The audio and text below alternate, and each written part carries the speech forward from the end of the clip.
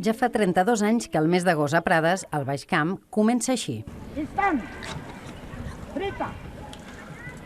Lluny! Més d'un miler de persones arriben fins aquí per veure el concurs, un revulsiu econòmic per a aquest poble que no arriba als 600 habitants. Bé, per aquest concurs a Prades significa moltíssim. Va començar fa 32 anys i va començar amb un espardeny i una sabata, per dir d'alguna manera, i ha anat evolucionant i per nosaltres suposa l'inici de l'agost, no? Enguany, 16 pastors amb els seus gossos han demostrat les seves habilitats per controlar un ramat d'ovelles.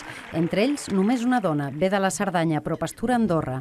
Reconeix que la majoria de gent se sorprèn de veure una pastora. Porto un ramat bastant gran i llavors tothom allà hi ve i em pregunta, i els nens, i a vegades porto més nens al meu darrere que ovelles gairebé.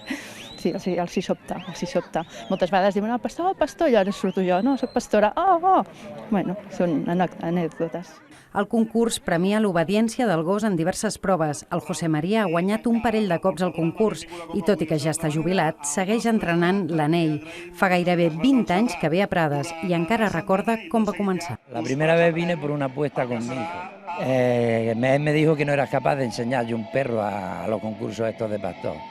Y yo le dije, yo te voy a demostrar que puedo, pero tú me tienes que demostrar que apruebas.